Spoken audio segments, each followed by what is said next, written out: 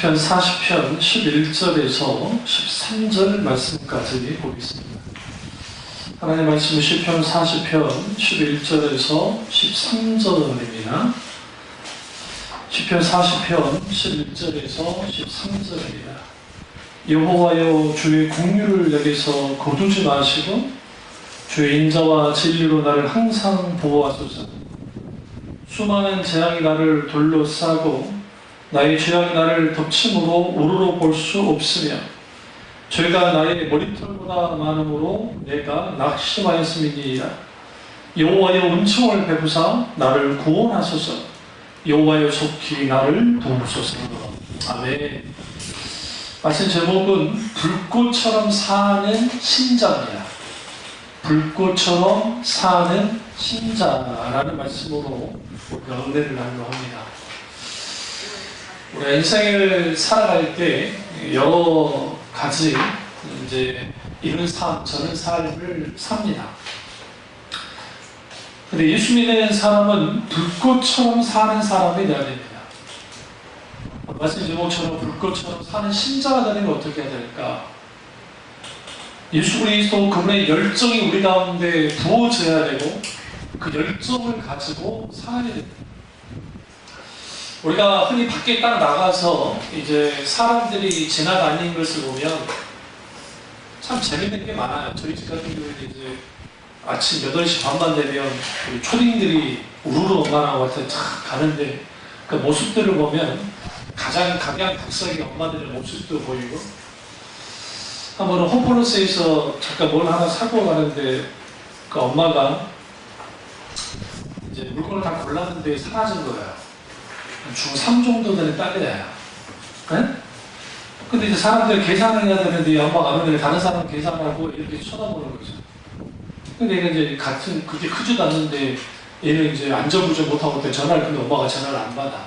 그리고 이제 오니까 내가 엄마한테 그러지 말라 했지. 그러더라고. 그때 우리 딸을 딱 떠올랐어요. 우리 딸 같으면 죽었습니다. 용서치가 않아요. 그 앞에서는 뭐라 하지 않아도 일단 나도 가불지. 이렇게 가고 이제 뿔 나가지고 이제 막 싹 붙이지. 아니 그 딸은 착하더라고. 엄마 그러지 말라 했지. 그러니까 비추고 있더라고.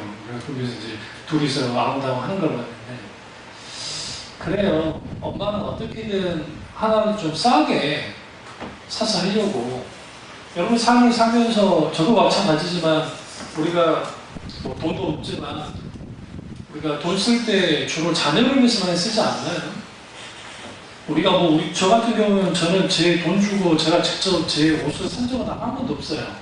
그냥 이제 사러 가고, 저희가 제 옷을 사도 거의, 물론 이런 경우 있죠. 저 또 모임 갔는데 팬티 같은 거 정말 싸다 싶으면 이제 진짜 쌀 때는 내가 그런 거 사긴 하지만 그거 외에는 안 하거든요. 그러니까 대부분의 지출이 자녀들을 쓰는데 주로 다 하지 않나요? 대부분 일반 사람들의 그 삶이 그렇게 인생 산데 그 삶 속에서 자녀들이 잘 자라나서 효도도 하고 말도 잘 되면 좋겠는데 그렇지 않거든요. 우리 딸내미 집에 딸내미 방을 내가 채우는데 무슨 집시옷 같은 나라 있더라고. 그래서 얘가 미쳤구나. 옷 사라 해도 안 사더니 이제 이상 옷을 하나 사가지고 그러구나. 그러고 막 그래서 차마 묻지 못했어요. 또 뭐라 그럴까봐. 그래서 이제 묻지 못 가만히 있는데, 그 대학교 이제 축제 때 프리마켓을 했는데 그때 이제 선배 언니가 줬대요. 공짜로. 내가 이탈리아에서 봤던 옷이 집시기로 입고 있는 아주 요상시 옷 하나 있어요. 근데 입을 거냐 저만 물어보니까 안 입는데. 여러분 드릴까? 좋을 거예요.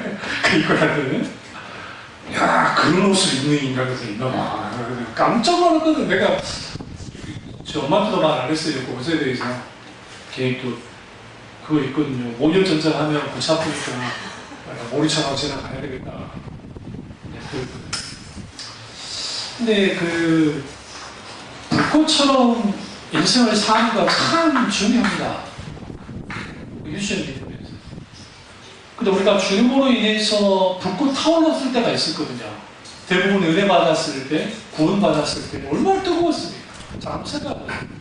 예수님만 생각하면 눈물이 나고 하나님 생각하면 너무너무 좋았는데 어느 날인가 익숙해지니까 이제는 하나님 그분에 대한 열정과 뜨거움이 많이 사라져버렸어요. 마치 공기가 너무 소중하고 물이 너무 소중해서 귀하지 모르잖아요. 저 어렸을 때 툭 하면 단수됐거든요. 여러분 다 기억나시죠? 툭 하면 전기 끊어지고. 공감 못하는 분들은 저 서울에 사니까 그랬던 거예요. 여수에 살면 여름만 되면요. 여름이 이렇게 이제 더워지잖아요. 무조건 전기가 제가 제 기억에도 여름철에만 뭐 7, 8번씩은 꺼져요. 그러니까 더우니까 다 집집마다가 나와요. 나와가지고 평상 같은 데 앉아가지고 거기 지금 생각해보면 막 옥수수도 먹고 아줌마끼리 막 이야기하고 그런 기억이 지금도 있거든요. 그러니까 그 불도 꺼지고 한 막 그런 거 과거에 비해서 사는 것은 아주 좋아졌고 환경도 참 좋아졌고 여러분 우리 여수가 정말 벚꽃 없는 곳이었는데 요즘 TV 나온 거 보니까 제가 생각했던 여수와는 전혀 달라요. 아주 다른 여수가 됐더라고요.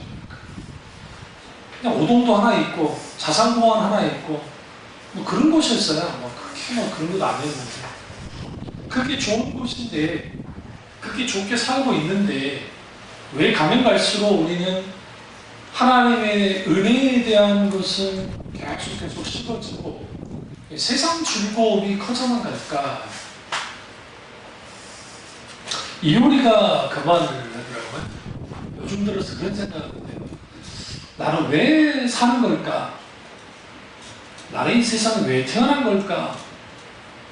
어디 무슨 광고에 예고에서 그런 말을 하더라고요. 그래서 내가 속으로 해서 야 너도 오지 않았구나. 이거 잘못 말하면 그리스도인 되겠다. 그 해답을 주시는 것은 교회에는 없어요.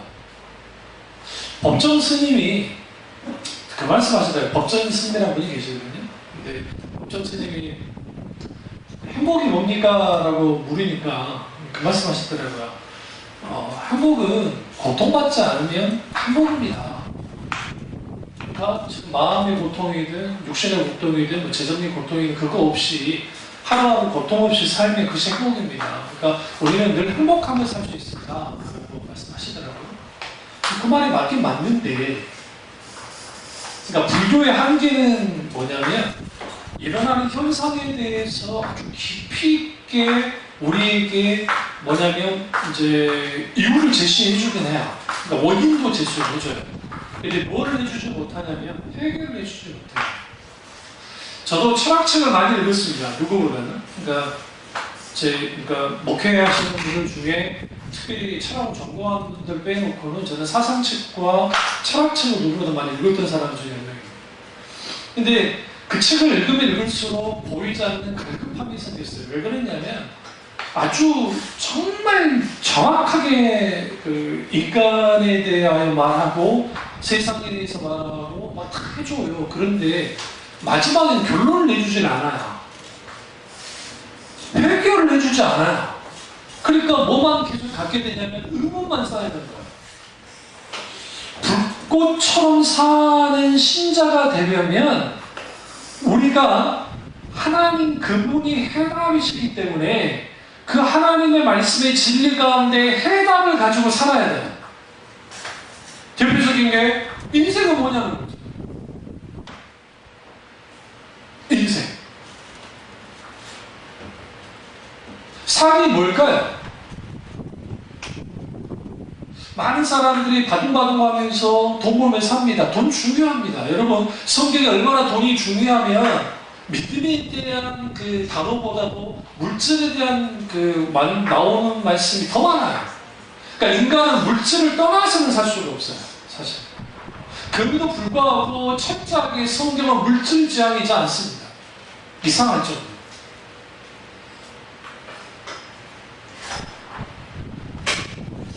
그럼 왜 우리가 불 보는 인생, 불꽃처럼 사는 인생을 살지 못하느냐? 그 이유는 뭐냐면 예수님을 믿긴 믿는데 왜 믿는지를 몰라요. 첫 번째 이유가. 우리 왜 예수님 믿습니까? 물론 천국 가려고. 그 천국이 뭡니까? 도대체. 죽으면 가는 나라야. 그럼 천국에서 뭐 하면서 살 겁니까, 여러분? 교리로 잘 배운 사람들 영원토록 하나님을 예배하면서 살 겁니다. 그럼 영원토록 예배하면 그 예배는 어떤 곳으로 가득 찬 예배입니까? 심심하기 전에. 천국 가서 예배밖에 안 했네. 지긋지긋한 예배. 이 예배는 언제까지? 천국 가서 예배 안 해요. 차라리 이슬람처럼 지하디 소위 말하는 신성한 전쟁에 참전해서 순교자가 되어지면 70명의 미인들이 같이 거기서 막 살고 하는, 그게 또 재밌지 않아요? 근데 왜 성경은 천국에서 영원토록 하나님을 영원하게 하는 삶을 사는 것에 대해서 말할까요? 우리 지금 하나님을 너무 몰라서 저나 여러분이랑 인생을 살다 보면 솔직히 크게 다를 게 없잖아요. 별별 다를 게. 그러니까 잘 사는 사람이나 못 사는 사람이나 이렇게 차이는 뭐냐면, 잘 사는 사람은 좀 더 좋은 음식, 좋은 집, 그리고 좀 더 누릴 수 있는 거 많고, 좀 더 여행도 가고, 좀 더 여유롭게 사는 것 뿐이에요. 못 사는 사람들은 바둥바둥하게 살죠. 그래서 좀 더 싼 음식에, 좀 더 작은 집에서, 좀 더 낳지 못하고 좋지 않은 환경에서 그렇게 살아가요. 그러니까 산다는 것은 똑같은데 모양만 좀 다를 뿐이에요. 밖의 모양만. 근데 거기에 예수님이 계시느냐 계시지 않느냐에 따라서 완전히 달라져야죠. 그런데 다르지 않다는 게 문제인 거예요. 과거에 가스펠송 중에 주가 상관도 나는 만족하네, 값진 재물은 내게 없지만 그러나 주님 하늘나라에 가면 천국에 거닐겠네, 내게는 저 하늘 위에 집이 있네. 그러면서 그 찬양을 했거든요. 그럼 그 시대가 언제나 80년도거든요 80년도 초반에 나온 찬양들이니까. 그러니까 그때는 우리가 이제 경제가 조금씩 발전하려고 하는 그 시절에, 그러니까 내가 초반 상담도 만족하는데 갑진적으로서 나는 주님이 계시기 때문에 너무 감사하면서 합니다 라고 했단 말이에요. 그러면 우리는 다시 심으로 돌아와서 우리는 왜 예수님을 믿는 것인가? 왜 믿어만 하는가? 예수님을 믿지 않고서는 영원한 생명을 누릴 수 없기 때문에 그렇습니다. 구원을 받았다는 것은, 잘 들으세요, 단순히 내가 천국 간다라는 의미 그 이상의 것을 내포하거든요. 그게 뭐냐면, 내가 예수님을 믿고 중생의 삶에서 구원을 다 받았잖아요. 그러면 영원한 생명이 주어진 거예요. 네. 영원한 생명이 주어진 것으로 살아가는 거예요. 언제까지?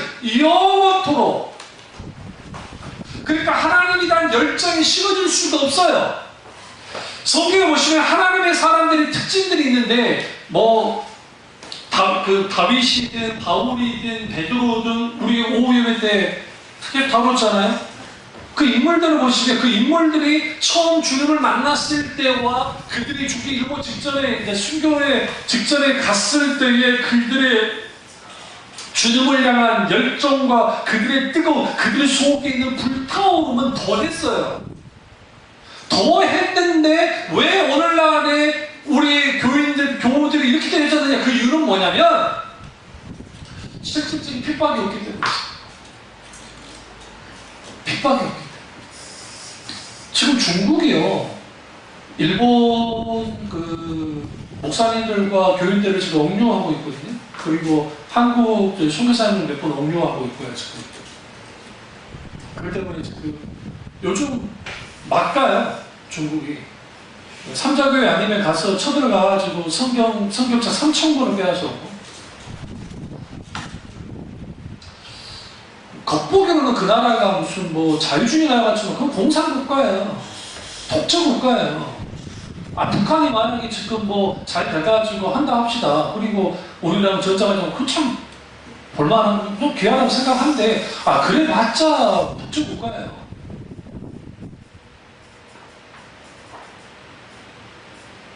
그러니까 이 나라 이민족이 살 길은 하나밖에 없습니다. 결국 전쟁에 나가면 안 되고, 하나님 은혜 가운데 북한 사람들이 혁명을 일으켜서 뭘 일으켜서 정권을 뒤엎고, 그러한 다음에 남북한 통일에 대해서 좀 진정한 그런 나라가 되면 모르는데 쉽지 않은 겁니다. 그래서 충분히 하나님만 충분히. 그래서 지금 그럼에도 불구하고 중국 교회 그 교인들의 수가 한 1억 5천 대, 비공식, 공식으로는 한 3,500만 정도. 지금 우리나라를 능가한 자는 옛날부터 능가했어요. 숫자라고 했어요. 1억 5천이면요 어마어마한 숫자인데, 중국이 공산화되기 전에 크리스찬 인구가 75%였어요. 그러니까 장지스 국민당이 패퇴하기 전까지 그 중국의 어쨌든 선교사들이 있고 카톨릭도 있고 할 때 75%가 그리스도인이었다고. 그걸 공산주의 마오쩌둥이 다 죽여 부셔본 거예요. 그러다가 이제 경제 자유주의를 받아들이면서 삼자교회를 만들어서 우리를 인정하는 것 뿐이지, 그들의 내부 속에는 적으로 간주해요. 기독교를 적으로 합니다. 그럼에도 불구하고 핍박받는, 그리고 직장에서 다 쫓겨나고, 기독교는 공무원이 될 수가 없어요. 공산당에 가입할 수도 없고. 그러니까 국가공무원 못 된다는 것은 선생님도 못하고, 아무리 머리가 좋아도 뭐 판검사 그거 할 수가 없어요. 그래서 속이면서 그러니까 자기가 기독교인 아닌 것처럼 하면서 하는 사람이 꽤 있겠지만 어쨌든. 근데 그렇게 핍박이 있는 곳에서 신앙생활 하는 분들은 다릅니다. 뜨거워요. 한국교회가 가장 뜨거웠을 때가 50년도 중후반과 70년도 초까지. 그때가 아주 뜨거웠습니다. 왜냐하면 전적인 상응이 이제는 아직 마무리되지 않는데, 저도 생각해 보니까 제가 태어났을 때 전쟁 끝난 지 얼마 안 됐더라고요. 제 나이가 그렇게 많지는 않지만 10몇 년 지난 거, 20년 지난 것도 아니었어요. 53년도에 전쟁이 끝났으니까. 그걸 생각해보면 10몇 년밖에 안 돼요. 제가 태어났을 때가 전쟁 끝난 지. 한 17년 지난 거예요. 그 당시. 이쪽으로 53년도에 끝났어요. 그러니까 그런 걸 생각해보면 그 시대의 사람들이 아주 주님 앞에 뜨겁게 그렇게 살아갔는데, 이제는 경제적인 안정, 그러니까 먹고 살만해지고 괜찮아지니까 어느 때인가 우리 하나님을 향한 열정과 뜨거움이 사라져버린 거죠. 그게 경제적인 풍요로만 그렇게 된 것은 아니고, 무엇을 이름으로 쓰냐면 내가 왜 예수를 믿는가. 단순히 천국 가기 위해서, 그리고 내가 뭔가 그렇게 하기 위해서입니까? 맞아요. 천국 가기 위해서. 그러나 내가 예수를 믿는 이유는 뭐냐면, 예수 그리스도를 믿음을 통해서 내가 뭐가 되는 거야? 내가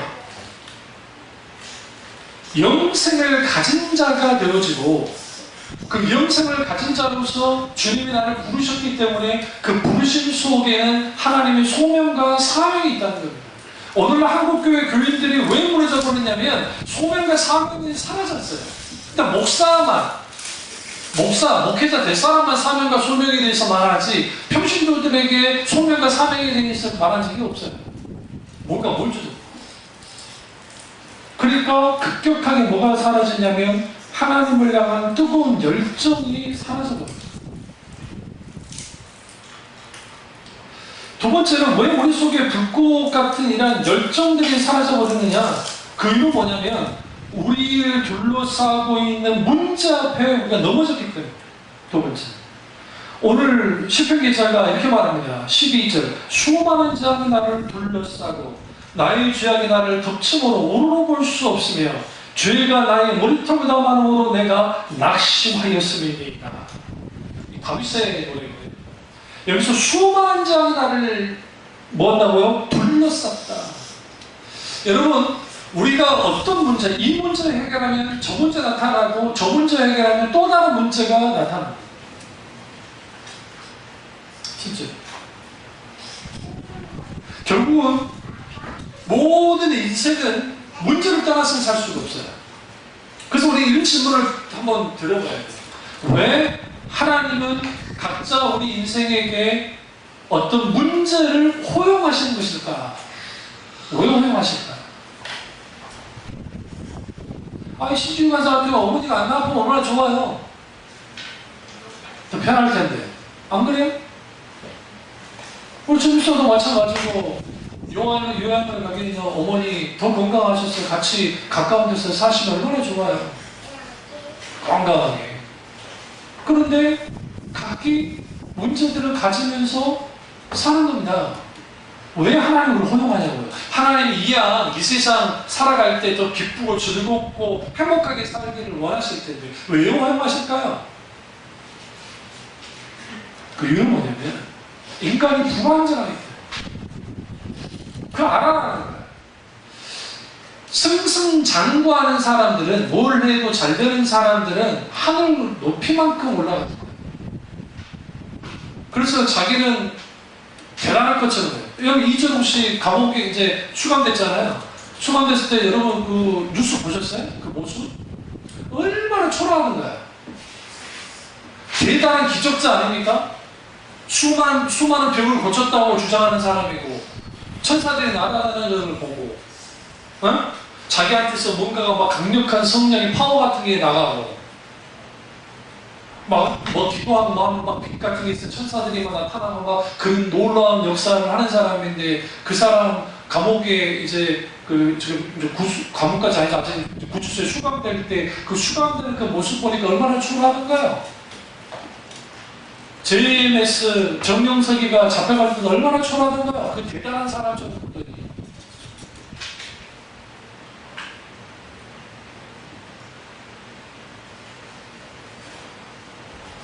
가짜들이에요, 가짜들. 가짜들. 그러니까 우리가 하나님 앞에 왜 하나님이 내게 고통을 허용하시는가 했을 때 법정 스님이 어떤 고통이 없으면, 아픔이 없으면 행복한 겁니다. 문제는 뭐냐면 고통이 있을 때는 불행한 거잖아요. 그죠? 그분의 말을 들어가면 이게 오늘 고스란히 기독교 안에 들어가요. 그게 뭐냐면 보용주의와 적극 사고방식에서 우리는 긍정적으로 이 고난을 해석하고 긍정적으로 이것을 정말 하나님 앞에 가지고 나아가서 할 수 있고 좋아질 수 있고 행복해질 수 있고, 우리는 감사하면서 또 작은 감사가 더 큰 감사로, 더 큰 감사가 더 큰 감사로 해야 된다. 그것을 통해서 우리는 불행으로부터, 고통으로부터 벗어나야 된다. 그 말은 어느 정도까지는 맞아요. 그런데 그게 가능하지 않는 상황까지 갔을 때는 어떻게 할 거예요?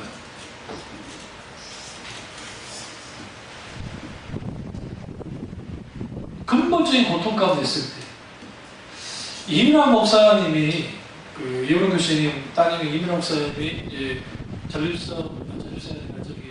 갑상선암으로 제거를 하고 눈 이제 기속적으로 치료받고 위암으로 돌아가셨거든요. 마지막 의사가 그런 판단까지 난 거예요. 이제 약도 안 됩니다. 이제 수술로도 안 됩니다. 마음의 준비하십시오. 하영조 목사님도 암 때문에 돌아가셨거든요. 그 다 정리되고 해가지고 그 어른이 마지막 이호령 교수님하고 식사할 때 추운 날도 아니었는데 너무 춥네요. 그래서 담요 갖고 와가지고 이게 이제 명예기가 뭐가 탁 떨어지고 이제 그러고 난 10일 있다가 돌아가셨는데, 그 이민호 목사님이 이제 따님을 계속 본 거죠. 이민호 교수님이. 그 딸의 모습 속에서 죽음의 공포를 보지 못했다는 거예요. 이 사람. 그러니까 우리가 암 말기암 선고를 받고 이제 사형 선고를 받고 죽게 되면 빼빼 마르고 막 초췌하고 막 그럴 것 같은데 그래야만 할 것 같은데 전혀 그러지 않아요. 그분은 돌아가시기 하루 전까지 강단에서 설교하고 돌아가셨어요. 그 죽음을 초월한 모습을 보였어요. 그게 의도적으로 보인 게 아니라 그분 안에 있는 예수 그리스도께서 죽음을 너희 이기게 만들더라. 그게 너무 충격적이에요. 제가 그분 이은규처럼 전혀 아는 사이가 아니지만 그 따님이 돌아가셨다는 제가 말을 듣고 이은규 교수님께서 중국인으로 계속했거든요. 시험이 되지 않도록 좀 해달라고 계속 기도했는데 다행히 오히려 은혜를 받으셨어요. 너무 가슴 아프고 너무 뭐라 할 수는 없지만 그런 인생이 불꽃처럼 사는 인생이에요. 불과 50몇 살에 돌아가셨지만 그러니까 우리가 왜 내가 예수를 믿느냐, 예수를 믿은 것은 내가 믿을 만해서 믿은 건 아니고 하나님의 높으신 부르심이 있었고 거기에는 나를 향한 하나님의 뜨거운 사랑이 나를 부르신 거야. 다시 말하면 주님의 그 애절하고 뜨거운 그 크신 사랑 가운데서 우리가 부름을 받았고 그리고 우리가 구원을 받았게 됐다고 한다면 우리는 마땅히 그 뜨거운 사랑에 접촉해야 돼요. 근데 그 뜨거운 사랑이 갈수록 식어진다. 예수 믿은 지 1년 되고 2년 되고 3년 되고 10년 되고 20년 되고 30년 되고 40년 되고 시간이 가면 갈수록 왜 식어져야만 하는가? 그 이유는 뭐냐면 우리가 주님으로부터 내가 구원받았다는 그 구원의 감격이 메말랐기 때문에. 그럼 왜 구원의 감격이 메말랐느냐? 그러니까 구원의 확신이 무엇인가에 대한 이게 잘못된 오해들이 이렇게 만듭니다. 구원이란 무엇인가에 대한 것을 분명하게 서지 못해서 한국교회 안에서 구원이 확신하는 것은 사람들이 이렇게 써와서 그냥 고백만 하면 구원받은 것처럼 그렇게 만들어놨기 때문에 구원은 값없이 받는 구원. 또 우리는 하나 착각하고 있는 게 우리 입장에서는 값없이 받는 구원이에요. 그런데 하나님 입장에서는 하나님 값을 치른 구원이에요. 그러니까 하나님의 입장에서는 하나님이신 예수 그리스도가 십자가 죽으셔서 우리를 구원하셨기 때문에 하나님 차원의 값을 치르고 하나님 그분 자신이 우리를 구원하셨다고요. 근데 우리는 그것을 값없이 우리가 어떤 조건 없이 그 어마어마한 것을 우리가 받은 거예요. 그런 말이 있대요. 여러분 제가 썼던 책을 지금 읽지도 않죠. 그 이유가 뭔지 아세요? 그때 당시에 나눠줬을 때도 안 읽었죠. 우리 집사님 빼놓고. 그때는 우리 교인도 아니셨는데 읽으셨다고. 근데 왜 안 읽은 줄 아세요? 이유는 하나예요. 공짜로 나눠줬어요.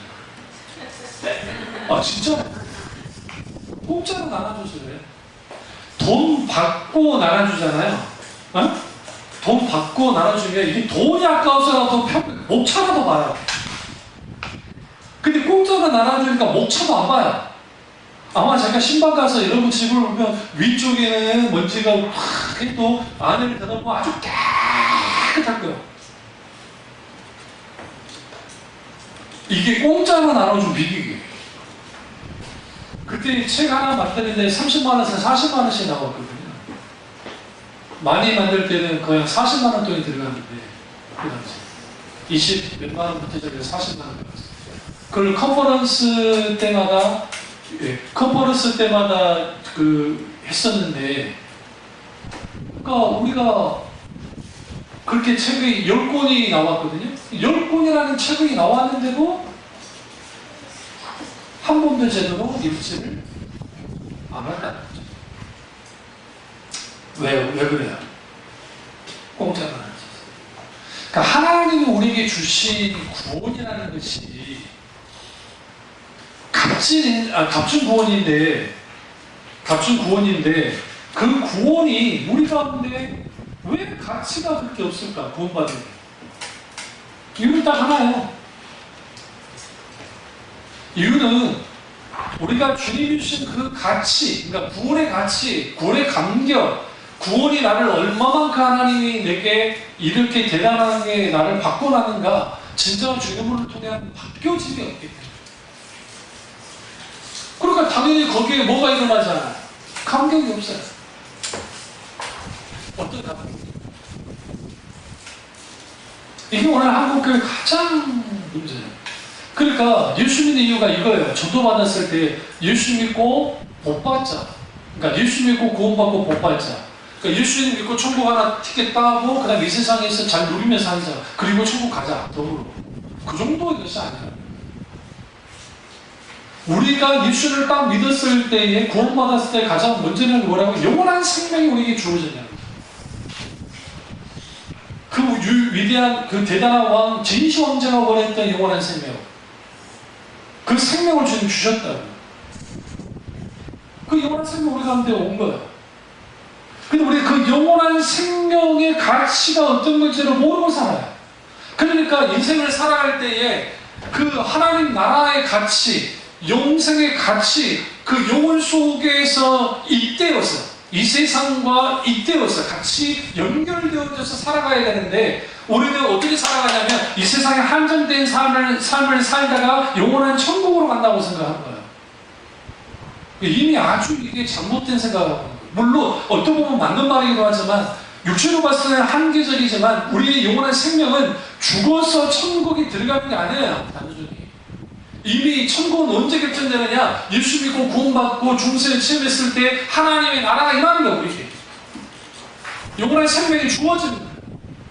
그래서 우리는 영원한 생명을 가지고 이 한계가 있는 이 삶을 어떻게 살아가느냐? 영혼 속의 삶처럼 사는 거예요. 그것이 불꽃 인생이라는 거예요. 먼저 이 세상에서 살아보는 거예요. 주님과 영원한 생명을 누리는 삶을 살듯이. 그래서 우리가 일상 삶 속에서 하나님을 기억하고 하나님을 묵상하고 하나님과 친밀한 교제를 나누고 하나님을 가까이하고 하나님의 음성을 듣고 하나님의 친밀한 인도를 받고 하나님의 보호와 하나님의 간섭과 하나님의 역사하심과 이러한 것들이 넘치면 말 그대로 우리의 삶의 현장 속에서 역사하는 하나님을 경험하게 되고, 이 모임 예배 속에서 경험하는 하나님이 실제로 나타나게 됩니다. 근데 과거의 한국교회는 뭐냐면 삶의 현장보다는 집회의 현장, 예배의 현장에서 하나님을 경험하는 일들이 많았어요. 그때는 하나님의 부흥의 역사가 나타났기 때문에. 그러나 오늘날에는 이런 하나님의 부흥의 역사가 교회들마다 많이 사라져버렸다. 그래서 신앙생활 할 때에 인격적인 하나님을 만나는 경험을, 성령의 놀라운 역사를 경험하는 경험을 어떤 교회에서 신앙생활 할 때 그게 경험하는 사람이 그렇게 많지 않게 되었어요. 특정 어떤 집회나 어떤 특정 어떤 강사나 누군가 와서 해주면 되는데 이제 그거조차도 안 되는 시대가 되었어요. 예배 가운데 인격적인 하나님을 만나지 못하는 거, 이게 불행해요. 하나님과 우리 사이의 예배 속에서 하나님을 만나야 돼요. 말씀 선포를 통해서, 기도를 통해서, 우리의 헌신을 통해서 주를 만나야 돼요. 그래야 거기로부터 우리가 뭐 하야 되느냐? 불붙는 신자가 됩니다. 예배 회복 없이 불붙는 신자가 불가능해요. 삶 속에서 하나님을 경험하는 삶을 살지 않고서는 불붙을 수가 없어요. 그러면 How to live? 우리는 어떻게 살아야 되고? Who am I? 나는 누구입니까? 여러분 누구입니까? 어느 집안에 태어났고 여러분의 이름이 여러분 자신입니까? 그렇지 않습니다. 하나님이 여러분을 보신 여러분 자신은 누굽니까? 하나님 보시기. 아브라함아 주님 부르셨죠? 야곱아 부르시죠? 다윗을 부르시죠? 모세를 부릅니다. 모세야 모세 어디있냐? 엘리야야 어디있냐? 주님이 찾아 부르시죠? 한 인생을 찾아오실 때에는 하나님은 늘 우리를 어떻게 찾아온다고요? 이 세상에서 나 혼자 유일한 사람인 것처럼 여기면서 찾아와요. 그러니까 하나님이 여러분을 대하실 때, 저도 마찬가지고 하나님 대하실 때 나를 유일한 사람으로 여기면서 대하시죠. 아주 하나님은 진지해요. 그렇기 때문에 진지하게 한 인생을 들여다보세요. 근데 우리는 우리의 마음이 분산되는 게 많아요. 하는 일, 또 뭐 먹고 살아야죠. 그 다음에 뭐 삶을 살아야죠. 기타 등등. 그러다 보니 우리 마음이 분산되는 좀 많고, 그러니까 하나님의 자리가 없는 거예요. 우리 안에. 하나님의 자리가 없으니까 거기에 불쏘시개 할 만한 순수기가 있어야 불이 팔아 타오를 거 아닙니까? 하나님을 통한 그 공급되어지는 은혜들이 있어야 막 불이 타오를 텐데 그게 없는 거예요. 그냥 자꾸만 식어져. 냉랭해. 나오게 되는 거죠. 그러면 불꽃처럼 사는 신자들은 어떻게 해야 됩니까? 첫째로 말씀에 불이 붙어야 돼요. 하나님의 말씀은, 성경 말씀을 읽든지 소포된 설교 CD는 우리 교회 홈페이지에 가면 설교 있으니까 그 설교를 듣든지 기타 듣는 말씀을 묵상함 속에서 그 말씀 가운데 우리는 불이 붙어요. 우리가 아무리 성경을 제가 뭐 50독을 하고 뭐 70독, 100독을 했어도 그건 과거의 일이고, 오늘의 말씀, 오늘 필요한 말씀이 있어요. 오늘날 교인들이 착각하는 게, 어제 내가 은혜 받았어요? 엄청 큰 은혜 받았다고 가정을 하죠. 그리고 너무너무 은혜가 좋았어요. 그러나 그 은혜로 오늘을 살 수 있는 건 아니에요. 좋은 영향을 받을지 모르지만 오늘은 오늘의 하나님 은혜가 필요해요. 그러니까 우리는 말씀을 가까이 해야 돼요. 말씀을 사랑해야 돼요. 읽을 시간 없으면 어플이나 글을 잘 보셔가지고 그 낭독 성경 같은 게 있을 거라고요. 공짜로 뭐 얻을 수 있으면. 그런 거라도 틀어놔야 돼요.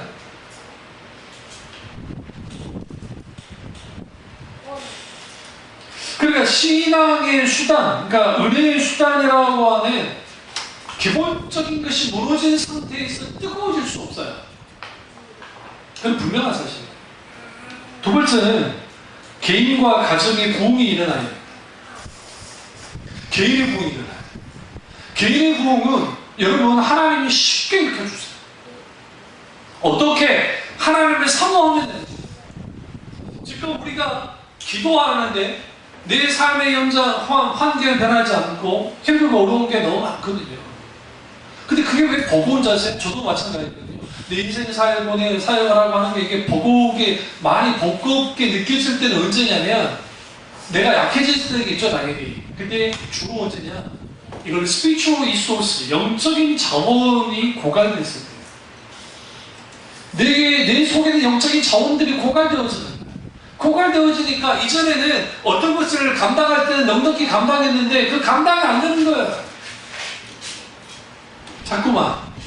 그러니까 조그만 어떤 문제가 생겨도 더 벌벌 떨어요.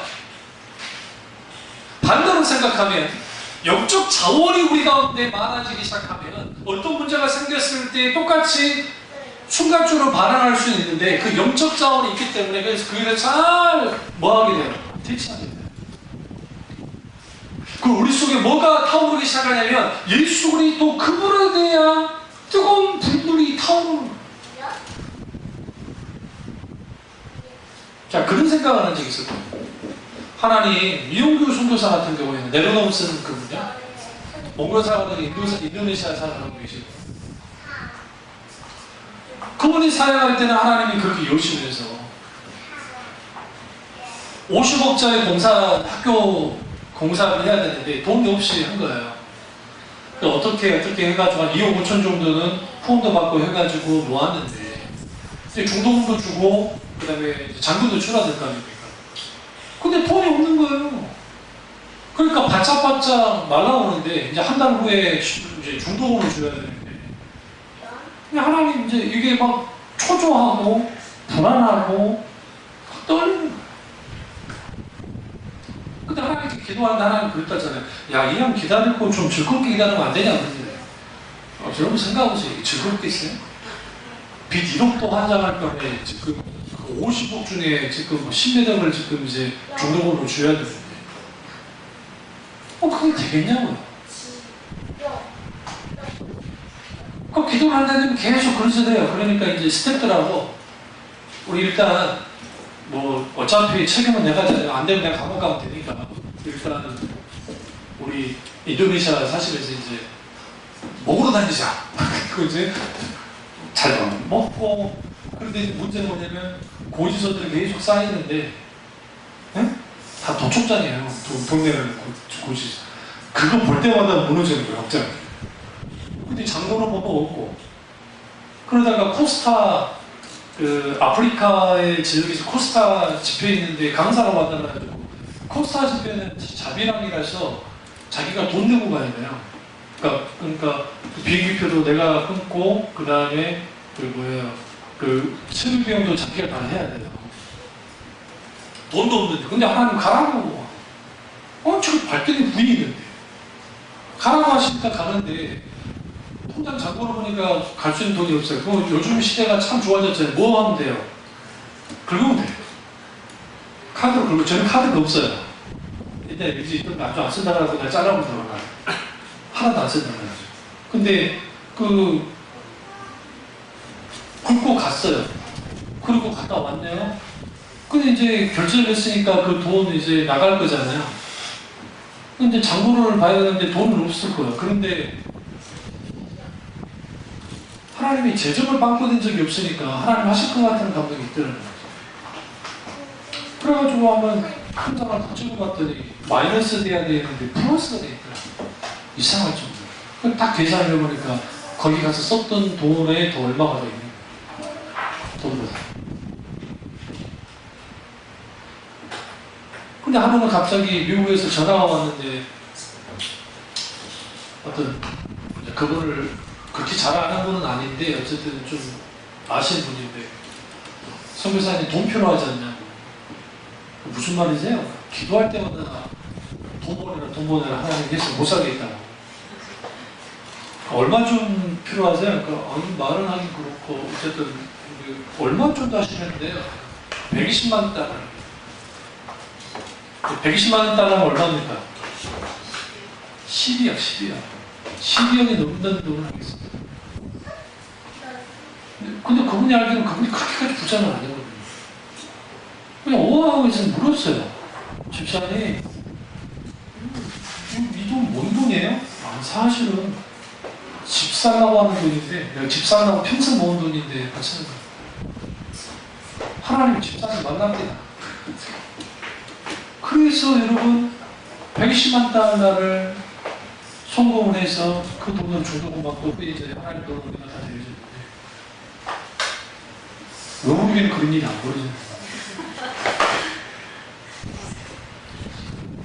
전주 목사님이 교회를 샀잖아요. 사모가 기도를 갑자기 하나님 그런 기도를 시키더래요. 하나님 우리 교회도 3층을 주십시오. 3층 건물을 주십시오. 아멘들 안 하더라고요. 헌금을 안 하더라고요. 3층 건물을 주십시오. 그런 감동을 갑자기 우리는 그런 기도 한 적이 있는데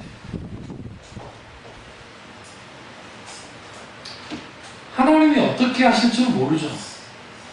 여러분 몇만원 헌금하는 것도 쉽지 않은데 하물며 12억이 쉽습니까? 생각해보세요. 12억. 하나님이 일을 이루실 때 이용규 선교사 그 양반도 그렇지만 그분보다도 그 집사님이 되잖아요. 그러니까 남자 집사님인 규모파면 하려고 할 수 있는데 그 부인 대신 집사 권사님이 허락했다는 게 대단한 거야. 여러분 미국에서 돈 벌 때 얼마나 힘들면 돈 벌었겠어요. 생각해보세요. 그냥 나 우리 고국도 아니고 그 나라에서 안 먹고 안 쓰고 하면서 그렇게 했는데 그것도 그냥 교육을 쓰는 것도 아니고 학원 사업에 그쪽으로 한 거예요. 그쪽으로 하나님의 감동받습니다. 우리가 신앙생활 하다 보면 누구나가 식어질 때가 있습니다. 저도 마찬가지입니다. 식어질 때가 있습니다. 그때 우리는 뭐 해야 되냐면 녹슨 철을 영광로에 확 집어넣으면 어떻게 됩니까? 부순물에 팍 튀면서 탁 녹아지잖아요. 부순물도 녹아지고 철도 녹아져서 그게 순수한 뭐가 되죠? 철이 되죠. 그걸 다시 딱 부으면 새로운 철이 돼서 재련을 하면 그게 칼이 되기도 하고 숟가락이 되기도 하고 자동차가 되기도 하잖아요. 그런 것처럼 우리는 우리 인생에 있어서 신앙생활 하면서 뜨거워지는 일들이 반복적으로 일어나야 된다. 그게 개인의 부흥이에요. 하나님께 내 영적인 개인의 부흥을 달라는 거죠. 주님, 나를 부흥케 하옵소서. 나를 이렇게 세워주세요. 나를 회복시켜주세요.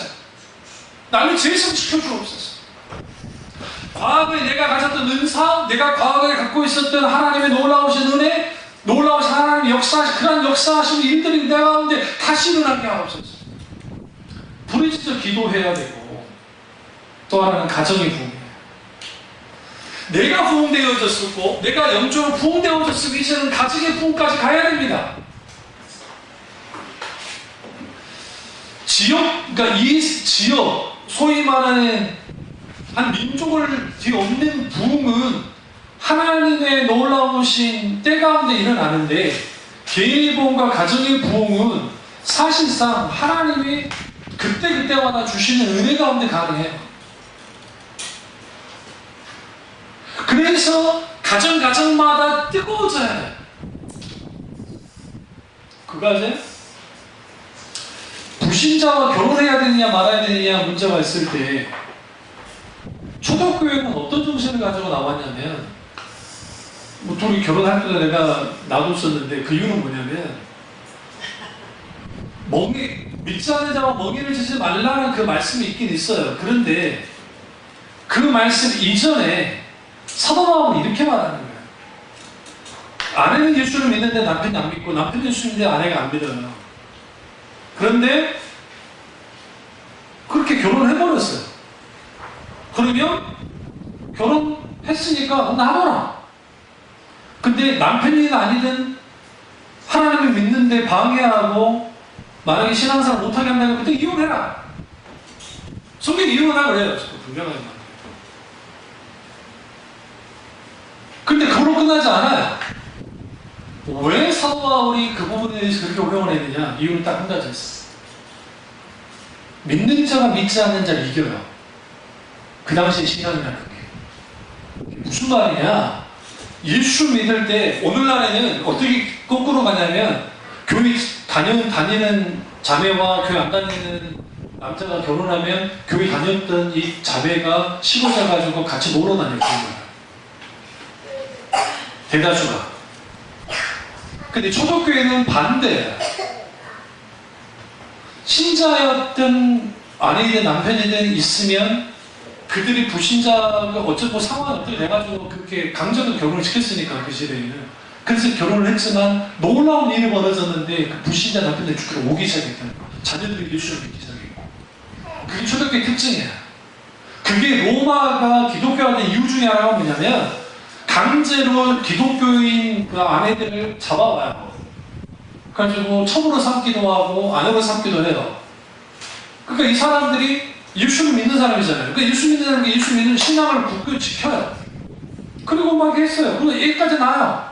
그러니까 무슨 일이 벌어지느냐? 달라요. 영적으로 완전히 달라요. 너무너무 다른 거예요.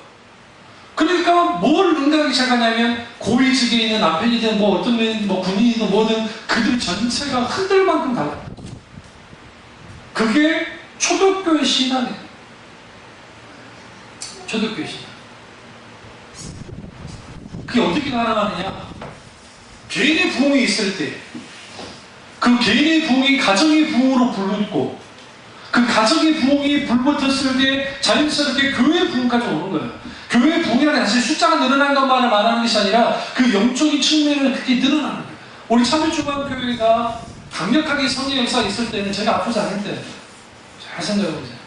제가 그때처럼 막 사역을 하고 막 그러지 못해요. 체력적으로 안 돼요. 한 번 하면은 거의 쓰러진다시피 할게 막 그냥 완전히 데미지를 얻기 때문에 저도 모르게 제 몸을 컨트롤할 수밖에 없어요. 주로 어디로부터 강력한 성의 결본이 임했느냐? 안수홍 목사를 통해서 임한 사실이에요. 분명히 잘 당한다. 근데 개인적으로 주님과의 친밀한 교제 속에서 성령 기름 부음이 없잖아. 있긴 있었는데 그냥 기름 부음들이 많이 살아요. 그 이유는 뭐냐? 제가 안수를 많이 하지 않잖아요. 과거에 비해서. 과거에 성령의 강력한 기름 부음이 있을 때 제가 안수를 많이 했어요. 잘 생각해 보세요. 금요일 때마다 안수하고 뭐 할 때마다 안수하고 하면서 그 안수 기도 속에서 하나님 놀라운 기름 부음들이 계속 임했다고. 어느 날인가 그런 감독이 있었어. 네가 계속 안수해서 기름 부음이 있다고 하자. 그건 딱 귀한 거예요. 왜? 사도 바울이 디모데에게 안수함으로 그걸 다시 회복시켰으니까 분명히 있는 거죠. 근데 문제는 뭐냐면 교인들이 삶의 연장 속에서 자기들 개인 삶 속에서 성령의 기름과 임재가 없다는 거예요. 별로, 거의. 그게 나타나지 않으면 계속 그렇게 한다고 해서 되지 않는다. 가장 좋은 것은 개인적으로는 주님과의 친밀한 교제 속에서 성령의 기름과 임재가 회복돼요. 그게 있게 되어지면 불꽃처럼 사게 돼요. 그리고 그리스도의 충만함이 있게 되어지고 마지막 세 번째는 뭐냐면 영적 쇄신을 해야 돼요. 두 가지가 필요해요. 영적 쇄신을 해요. 첫째는 철저한 회개와 두 번째는 하나님에 대한 진솔한 질문이 있어요. 하나님, 제 마음이 너무 아픕니다. 하나님, 제가 너무 불안합니다. 하나님, 제가 너무 화가 나네요. 제가 그랬죠. 성경에 보시면 시편에 보시면 시편에서 저주의 기도가 나오는 거 아세요? 막 저주를 퍼부어요. 누가? 하나님의 백성이. 하나님 저주해버리십시오. 주님 저 가만두지 마십시오. 하고요. 저주기도하는 말이 아니에요. 다행인 것은 뭐냐면 하나님이 그 저주기도를 안 들어줘요. 만약에 안성호 목사의 저주기도로 들어줬으면 얘 아주 많이 죽었을 거예요. 여기는 없겠지만 어딘가 있겠지. 하나님은 그런 저주기도 들어주잖아요. 그런데 왜 성경에 막 저주하듯이 기도하는 게 기록되어 있을까요? 한 가지 그걸 저보다 하나님 앞에 가져놓았다. 그걸 원수. 저주할 만한 원수예요, 사실. 그런데 하나님 앞에 그렇게 막 기도했는데 알고 보니까 내가 그 사람에서 저주는데 생각 알고 보니까 내가 저주받을 만한 인간인 걸 아는 거예요. 그러니까 그게 통렬한 회개가 일어나요. 자기 회개. 거기로부터 무슨 일이 벌어졌느냐? 진솔한 질문이. 하나님, 저는 왜 이렇게 약할까요? 하나님, 저는 왜 이렇게 불안할까요? 하나님, 저는 왜 이러죠? 뭐 어떻게 해야 되죠? 뭘 어떻게 해야 됩니까? 여러분의 삶 속에서 자유스럽게 그런 부분들이 나와요. 근데 왜 그게 잘 안 되냐면 나 혼자 하는 말 같아서 그래요. 뭘 하지 않아서요? 듣는 기도를 하지 않아서요. 주님을 들어요. 음성을 들어야 돼요. 주 어떻게 할까요? 뭘 원하십니까? 영적 쇄신이 일어날 때 우리 속에서 뜨거움이 일어나기 시작합니다. 예배에 대한 열정, 예배에 대한 기대감, 하나님의 말씀에 대한 사랑, 그리고 교우들이, 우리 참여조각 교우들에 대한 목사들, 목회자를 향한 같은 이러한 것들이, 사랑들이 일어나기 시작해요. 아주 뜨거워져. 그리고 그것이 어떻게 직접적으로 드러나느냐? 중보기도예요. 중보기도. 집사님은 뭐 이제 상황 때문에 자주 못 오시지만 여러분 얼마만큼 일주일 동안 기도할 때 중보기도 하는지 묻고 싶어요. 그나마 우리는 주일마다 만나는 분들 있으면 그분들도 기도를 하겠죠. 근데 일단 눈앞에서 잘 안 보이면 기도하지 않게 돼야죠. 특별한 어떤 소식이 들려오지 않는 이상. 그러다 보면 우리 지체들에 대한 기도의 섬김들이 우리 가운데 분명하게 있어요. 중보기도 나가요. 뭐가 나가는지 아세요? 하나님이 누군가를 위해서 기도를 하잖아요. 그러면 중보기도 속에서 마음을 주십니다. 충분히 그걸 놓고 기도합니다. 그리고 하나님이 놀라운 일들을 이루어주세요. 거기에서 주님을 향한 뜨거운 열정뿐만 아니라 같은 지체, 교회를 향한 뜨거운 열정이 됩니다. 그리고 우리는 불꽃처럼 사는 신자가 되어야 되겠는데, 그러한 일들을 위해서는 그럼 도대체 지금 당장 뭐부터 해야 될까? 첫째는 내가 식어졌다는 것을 인정해야 돼. 조금사 많이 식어졌어.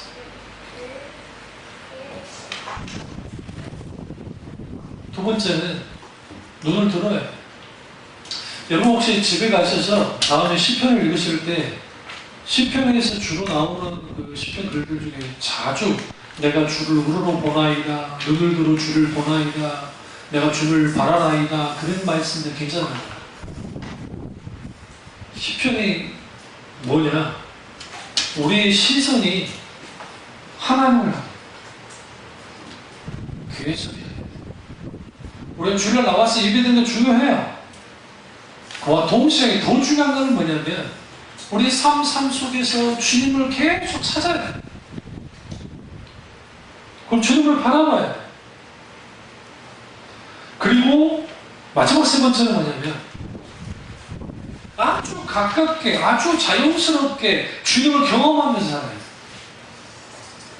아이들과의 관계 속에서, 내 인생의 어떤 것 속에서, 기타는 그 속에서 주님이 내게 주신 은혜를 경험하고 감동하고 주님을 계속 마치 이걸 주님이 향기를 맡는다는 표현을 쓰는데 냄새나는 표현을 써요. 근데 마치 주님이 냄새를 맡듯이 추추를 맡을 정도로 가까워야지 맡을 수 있잖아요. 그것처럼 주님을 가장 가까이에서 하는 삶을 살기 시작할 때 열정이 생겨요. 그래서 신약에서도 그 말합니다. A라는 사람과 B라는 사람의 관계의 지수에서 불꽃이 튀면, 네? 불꽃이 튀면, 불꽃이 어느 정도 튀느냐? 그것은 거리예요, 거리. 지금, 처음, 소개팅을 했는데, 우리 아무리 만약에 했는데, 소개팅 하자마자 가까이 앉습니까? 안 그래요. 일단 거리를 둬요. 탐색 정도 해야 되고 이게 누군지 모르니까. 근데 마음이 들었어. 그 다음에 또 한 번 만났어. 그러면 어떻게 조금 더 친밀해지죠? 안 그래요?